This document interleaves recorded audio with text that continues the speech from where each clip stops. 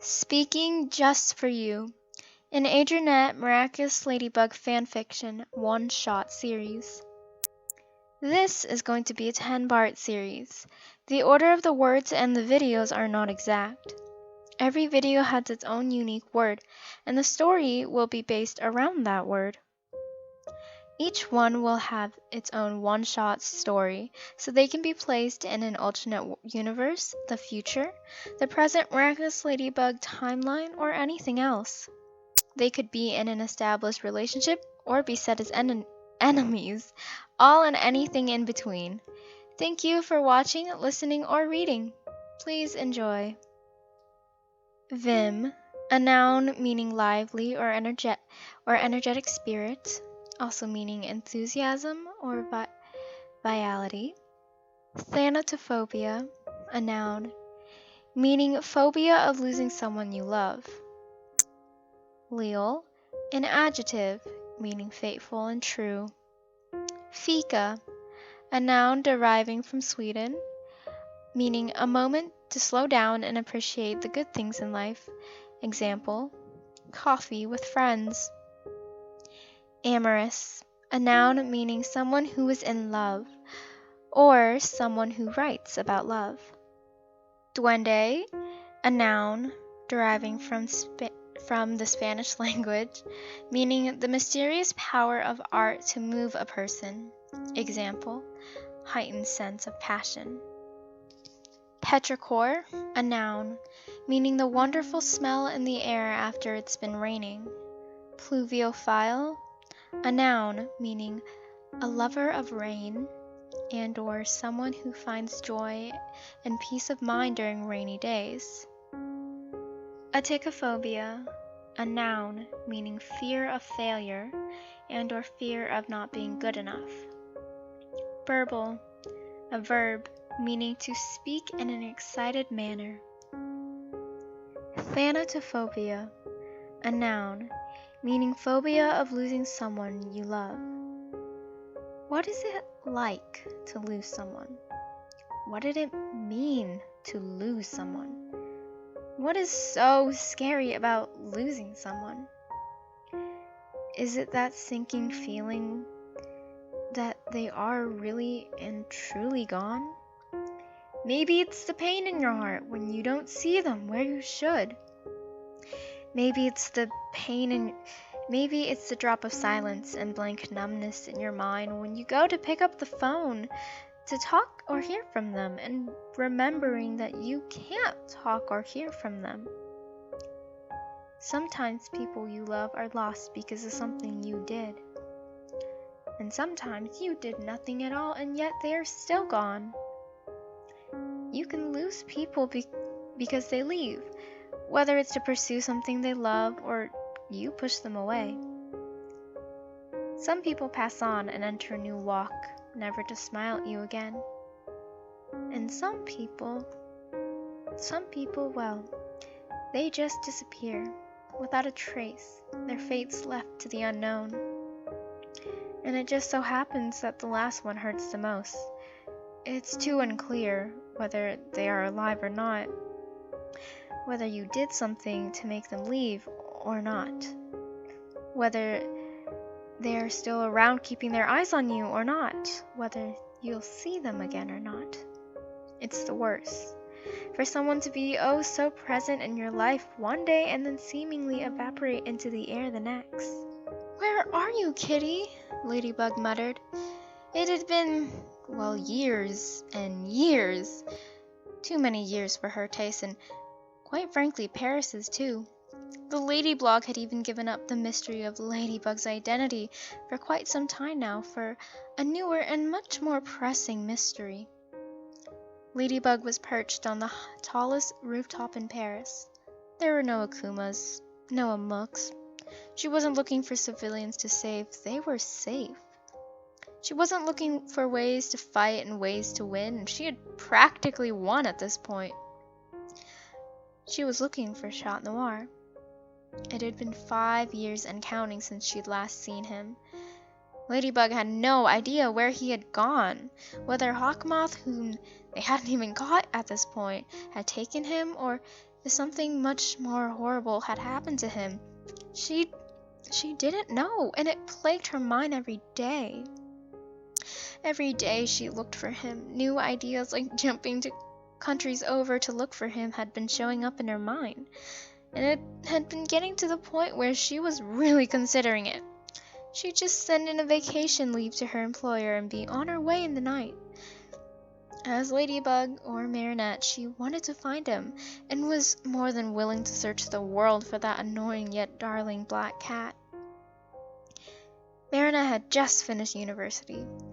Never in a million years did she think she'd be the one to graduate early, but apparently years as a superhero really sharpened her mind. Working under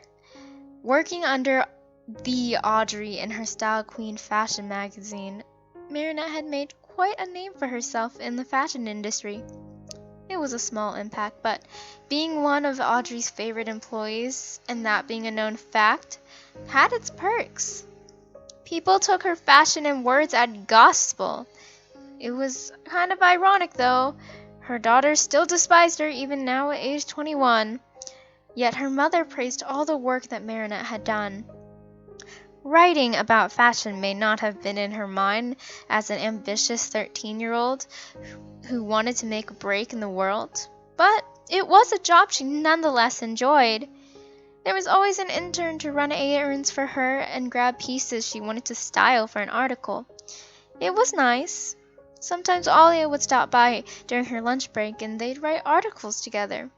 On the rare, Adrientte would come by and drop off something from his father's brand. Though far and few, the chats were nice. It was late. No fashion writer should be up at 12:30 a.m. on a Wednesday night. Work started at 7 tomorrow, and she needed to be up and alive. Or today. Turning in for the night, Marinette bought a round train trip to Italy. It was a long shot, but Marinette vaguely remembered that Chat Noir's Kwame loved cheese. So maybe he had convinced his owner to go to a place filled with cheese. Sending in the notice, she crashed into her bed, falling into a deep and luckily dreamless sleep. A week and a half later, Marinette was so ready to rip her hair out. She'd searched everywhere. Chat Noir was nowhere to be found. She had searched everywhere. She'd done all the research, checked all the cheese shops, everything, and not even a trace of the Black Cat superheroes from years and years ago. She shrieked, probably sounding like a crazy person to her neighbors, and slammed her head into her desk. Again, the thought of giving up on the search made its way into her mind. But like every other time it had snuck in, Marinette chased that thought away. No way she was giving up. Not ever on the person she loved so much. Marinette groaned and turned to over her shoulder to look at her sleeping Kwame. She was going to transform in about 10 minutes for the nightly search. Tiki didn't blame her for looking so restlessly. Normally, she gave Marinette a tired smile. They had come to terms that Tiki still couldn't reveal the identity of Chat Noir. Marinette smiled softly at the Kwame. Even if she never found him, at least she had Tiki by her side forever and always. It was a good thing Marinette didn't have a roommate. Audrey did give her a rather nice salary, or else she'd have to be sneaky hiding her Kwame like she did as a child in a university. God, her roommate had no sense of privacy, and thus those 2 years were panic-ridden, which was definitely saying something. The moment Marinette transformed, she noticed something new. Something that hadn't happened for years and years. Something that she had been waiting for. A text. And as only one person could contact her on Ladybug's phone, she knew exactly who it was without even having to look through more than just the inbox message.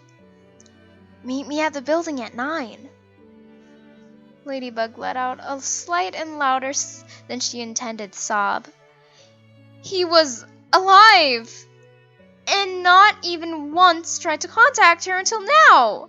Oh my god, he may be alive now, but he was so dead when she got her hands on him. Then again, she may kiss him like the world was ending, so the verdict was kinda still out there. She looked at the text over again.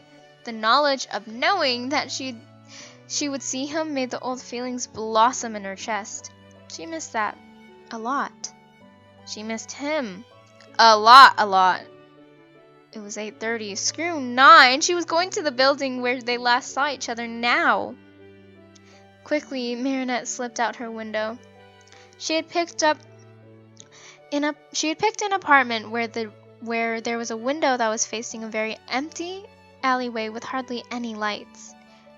She quietly went to the other side of the alleyway, threw her yo-yo onto a different windowsill. The apartment was empty, but it was great cover from where she lived, and headed off. Making her way to the building, Ladybug's mind raced with possibility. Her overworking and very imaginative mind created every scenario under the sun. She landed on the building and nervously looked around. He wasn't there, of course. She'd always been the early one of the two. Ladybug laughed slightly. The nostalgia was overwhelming. She sat down on the edge of the building, legs hanging off the building's walls, and just stared at the almost set sun. I'm not surprised. You've always been punctual. She had expected her body to go rigid upon hearing that voice for the first time in half a decade, yet it did the opposite. She relaxed. More than ever before, more than she had for years. However, even to her own surprise, she didn't say a word. Nor did she move her head to look back at the figure behind her, who was now making his way to her side. I heard you went to Italy. That's pretty far, he said. His voice was soft and almost questioning. I had to cover all bases. You dropped off my radar. Finally, Ladybug turned her head to face him. He hadn't changed, yet he had. His hair was shorter, but just as messy. His eyes were more stoic, but it had the same playfulness she always remembered. His shoulders had also become broader. He was taller, but somehow it was the same, as if he grew all at once. Yeah, he said. He looked out to the sunset that was on its final legs. They sat in silence, which was odd considering there was so much to talk about. So many questions. So many needed answers. Minutes passed before Ladybug spoke up. Where have you been? Her voice was breathless. A hint of wavering brokenness made its way through. She turned her head to look at him, only to find that his eyes were already on her. The piercing green had also stayed the same. I haven't been far, he said. A bittersweet smile was ghosting on his face. Ladybug scoffed and rolled her eyes. Okay, well, could have fooled me. You seem so disappearing like that. She glared at him, but instead of making him frown, he chuckled lightly. Ladybug waited for an answer, but for a few more minutes, there was only silence and a waver in the air. I found him, Noir finally said. It was so quiet that if it weren't for the fact that Ladybug was latching on to his voice to let her know that he was actually there, she would have maybe missed the words. Waves of emotion went through her. What? She was completely and utterly puzzled. Who was he? Hawkmoth. Ladybug leaned back. You did? She asked. Shot shakily and somberly nodded his head. Her eyes flickered everywhere while her mind raced. How?